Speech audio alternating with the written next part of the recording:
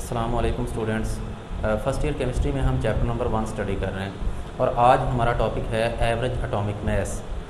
Average atomic मास बहुत ही important topic है। इसकी हमें कैलकुलेशंस में बहुत ज़रूरत पड़ती है। एक्चुअली एज आ केमिस्ट हम इस चीज़ में भी इंटरेस्टेड होते हैं कि अगर हमारे पास किसी सब्सटेंस की मखसूस मकदार है तो उस मखसूस मकदार में उस सब्सटेंस के कितने एटम्स या मालिक्यूल्स होंगे। इस तरह की कैलकुलेशंस अगर परफॉर्म करनी है तो हमें एवरेज एटॉमिक मास की ज़रूरत पड़ेगी। इसको क्लैरिफाई करने के लिए एक एग्जांपल लेते हैं कि सपोज़ कर लें हमारे पास 10 ग्राम नियॉन गैस है। अब 10 ग्राम नियॉन गैस में हम कैलकुलेट करते हैं नंबर ऑफ़ नियॉन एटम्स।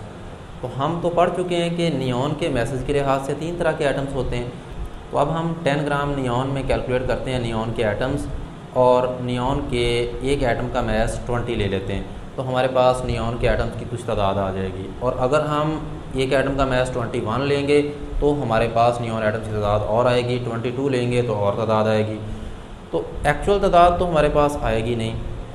अब एक्चुअल तादाद कैसे मालूम करें? एक्चुअल तादाद मालूम करने के लिए हमारे पास एवरेज एटॉमिक मास होना चाहिए। अगर एवरेज एटॉमिक मास यूज़ करेंगे तो उसमें मौजूद नियॉन एटम्स की एक्चुअल तादाद आएगी, चाहे वो एटम्स 20, 21 या 22 मास वाले हैं, लेकिन उन सब की मिला के तादाद हमारे पास आ जाएगी एवरेज एटॉमिक मास की मदद से।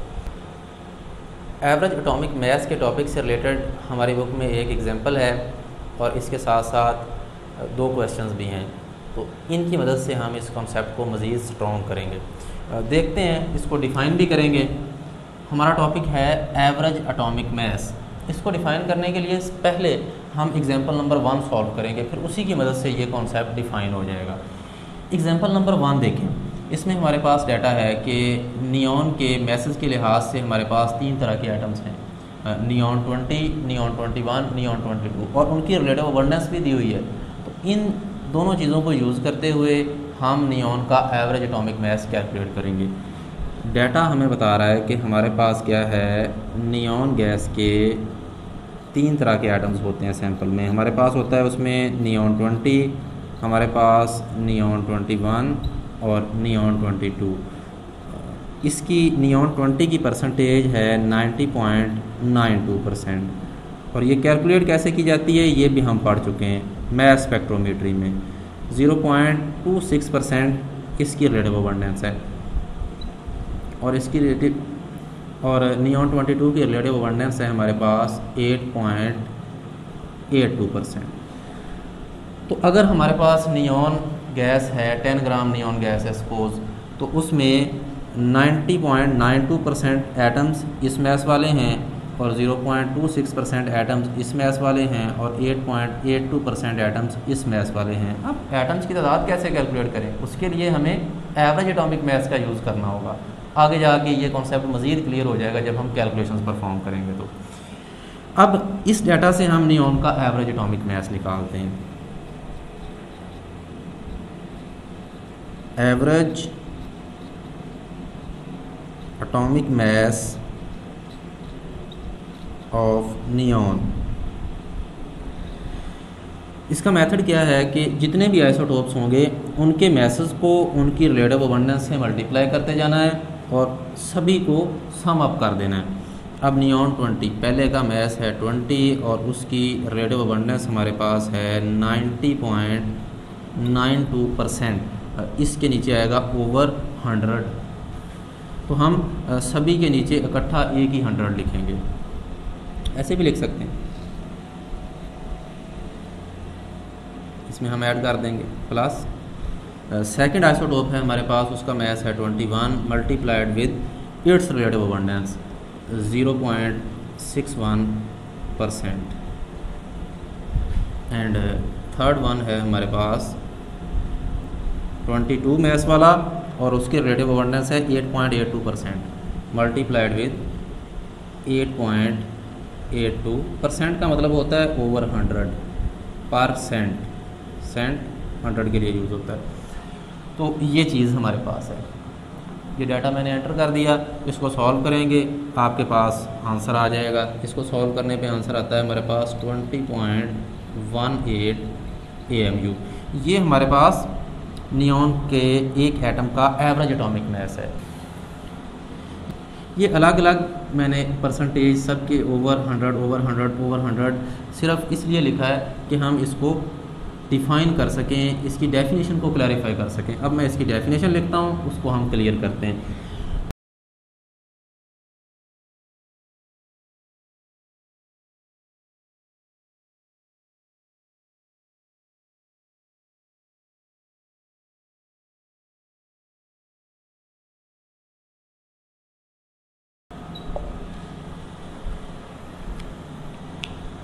ये हमारे पास एवरेज एटॉमिक मास की डेफिनेशन है।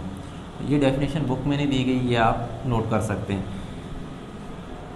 Average atomic mass of an element is the sum of masses of all the isotopes.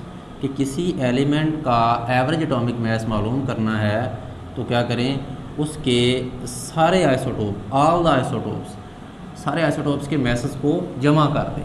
कैसे जमा करें? Each multiplied with its relative abundance. के उस एलिमेंट के जितने भी आइसोटोप्स हैं, सब आइसोटोप्स के masses को उनकी रिलेटिव अबंडेंस के साथ मल्टीप्लाई करें और सब को सम अप कर दें, तो आपके पास जो रिज़ल्ट आएगा वो उस एलिमेंट का एवरेज एटॉमिक मास होगा। तो एवरेज एटॉमिक मास किसी भी एलिमेंट का डिपेंड करता है कि उस एलिमेंट के कितने आइसोटोप्स हैं और उनके masses क्या हैं और उनकी रिलेटिव अबंडेंस क्या है।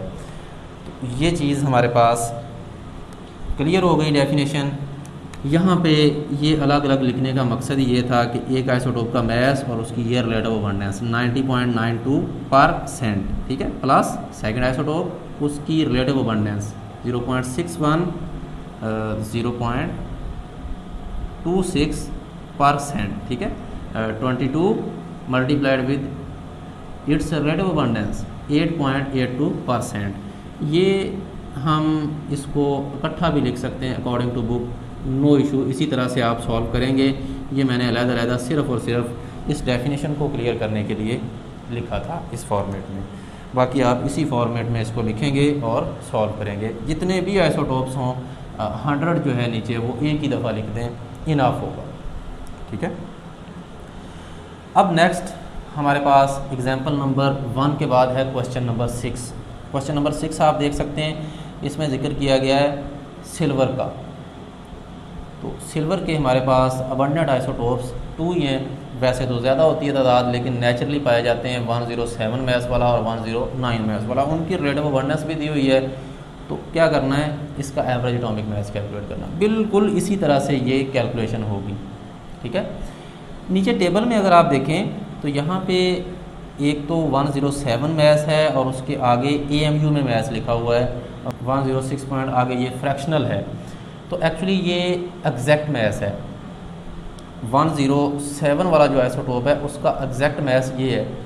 हम 107 भी ले सकते हैं और ये एग्जैक्ट मास भी ले सकते हैं। और किसी भी एग्जांपल में, किसी भी न्यूमेरिकल में अगर एग्जैक्ट मास दिया हुआ है तो हम एग्जैक्ट मास ही यूज़ करेंगे। अगर नहीं दिया हुआ तो 107, 109 को यूज़ कर लेंगे, ठीक है। तो इनके आपने एग्जैक्ट मासेस यूज़ करने हैं 107 और 109 की जगह, और इनकी रिलेटिव अबंडेंस को यूज़ करेंगे और सॉल्व करके आपके पास इसका आंसर आ जाएगा। तो इस तरह से नेक्स्ट हम देखते हैं आगे। ये तो हम बात कर रहे थे क्वेश्चन नंबर 6 की, वो तो इस तरह से सॉल्व हो जाएगा। आगे बात आ गई क्वेश्चन नंबर 7 की। ये क्वेश्चन नंबर 7 का डाटा भी आप देख सकते हैं। इसमें बोरॉन के आइसोटोप्स का जिक्र किया गया है। बोरॉन के नेचुरली अकरिंग 2 आइसोटोप्स हैं, 10 मास वाला और 11 मास वाला, और उनका एवरेज एटॉमिक मास हमें दे दिया गया है और उन आइसोटोप्स के मैसेज भी दिए गए हैं। 10 मास वाला और 11 मास वाला, उनके एग्जैक्ट मैसेज दिए गए हैं हमें, और पूछी गई है उनकी रिलेटिव अबंडेंस। ये कैलकुलेशंस हमने परफॉर्म करनी है, यानी ये चीज़ दे दी गई है और ये चीज़ भी दे दी गई है, ये हमने कैलकुलेट करनी है, ये परसेंटेज अबंडेंस। तो इसके लिए थोड़ी रिवर्स कैलकुलेशन है, सॉल्व करते हैं इसे डाटा के मुताबिक। यहाँ पे हमें डाटा ये दिया गया है कि हमारे पास होता है जी बोरॉन 10 मास वाला होता है और एक बोरॉन 11 मास वाला होता है। तो जो बोरॉन 10 मास वाला है उसका एक्चुअल मास, एग्जैक्ट मास हमारे पास होता है 10.0129 AMU, और 11 वाले का एग्जैक्ट मास है 11.00 93 AMU। तो मैंने बताया था कि अगर हमारे पास एग्जैक्ट मैसेज हों और ये राउंड ऑफ किए हुए मैसेज भी हों तो हम इनको यूज़ करते हैं। यहाँ पे हम ये वाले मैसेज यूज़ करेंगे, ये यूज़ करके भी हम सॉल्व कर सकते हैं। तो हमें आइसोटोप्स के मैसेज दिए गए हैं, पहली चीज़। और दूसरी चीज़ जो हमें दी गई है वो average atomic mass of boron, ये भी दिया गया है। ये इसकी वैल्यू हमारे पास है 10.81 AMU। और पूछा क्या गया है परसेंटेज अबंडेंस, कि ये कितने परसेंट होंगे, ये कितने परसेंट होंगे, ये हमने कैलकुलेट करना है। तो हमने क्या कैलकुलेट करना है जी, percentage abundance, percentage abundance of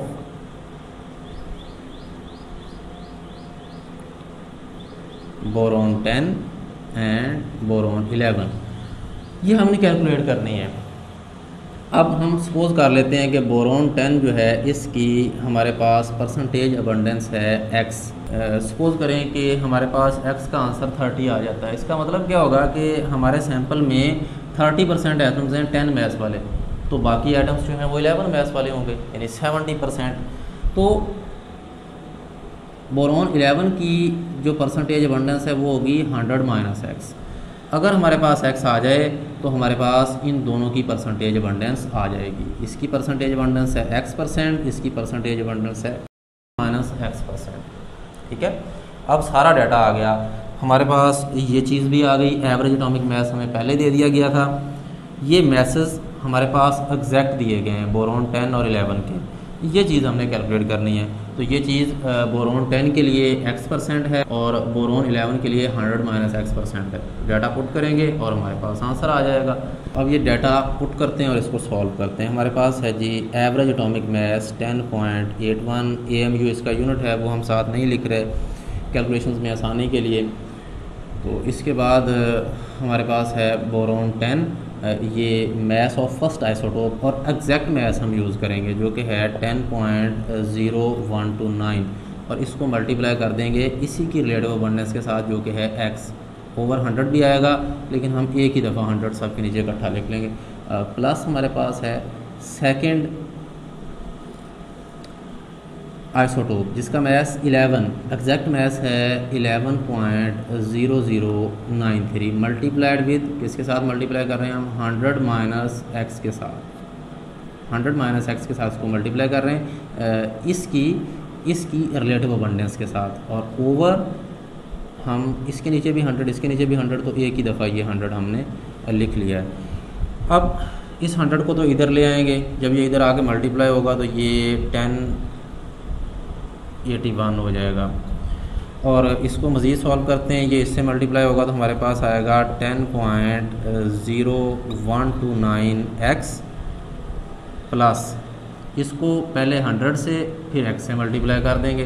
तो इसको हम 100 से मल्टीप्लाई करेंगे जब, तो ये डेसिमल इधर चला जाएगा, यानी कि 1100.93, और अब हम इसको x से मल्टीप्लाई करेंगे तो इसके साथ ही हमारे पास प्लस का साइन भी आएगा क्योंकि हम इस चीज़ को इससे और इससे मल्टीप्लाई कर रहे हैं। तो सिंपल मैथमेटिक्स है, 11.0093x, ठीक है, ये हमारे पास आ गया। अब क्या करना है हमने, अब ये वाली चीज़ जो है इसको इधर ला के इसमें से माइनस कर देंगे।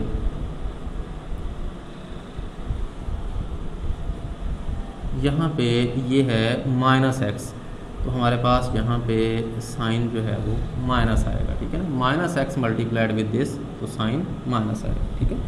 तो अब क्या करेंगे हम, इस चीज़ को इधर ला के माइनस कर देंगे और इसको हम सॉल्व करेंगे। देखें कैसे, कि ये हमारे पास आएगा 1081 -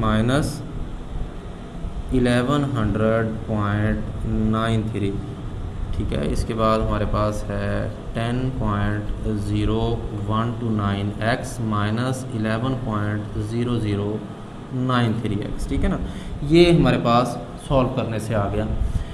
अब यहाँ पे इसको सॉल्व करेंगे और इसको सॉल्व करेंगे तो हमारे पास दोनों साइड पे माइनस में ही आंसर आएगा। तो माइनस माइनस दोनों तरफ कैंसिल हो जाएगा और इधर वाली जो वैल्यू होगी उसको ला के इधर वाली वैल्यू से हम डिवाइड कर देंगे, हमारे पास x की वैल्यू आ जाएगी और जो x की वैल्यू आएगी it would be the percentage of boron 10 और बोरॉन 10 की परसेंटेज आ जाएगी। और उसके बाद यहाँ पे x पुट करेंगे, 100 में से उसको माइनस करेंगे, बोरॉन 11 की परसेंटेज भी आ जाएगी। इस तरह से हम ये क्वेश्चन नंबर 7 को सॉल्व करेंगे। तो इससे आगे ये आसान है, ये आपने खुद कैलकुलेशंस परफॉर्म करनी है। तो यहाँ पे ये टॉपिक हमारा ख़त्म हो जाता है। इससे रिलेटेड अगर कोई भी क्वेश्चन हो तो आप कमेंट्स में पूछ सकते हैं और कोई भी सुजेशन हो तो वो भी आप शेयर कर सकते हैं। और काइंडली चैनल को सब्सक्राइब भी करें और सीक्वेंस के साथ लेक्चर्स को देखें, कॉन्सेप्ट्स को क्लियर करें। वस्सलाम।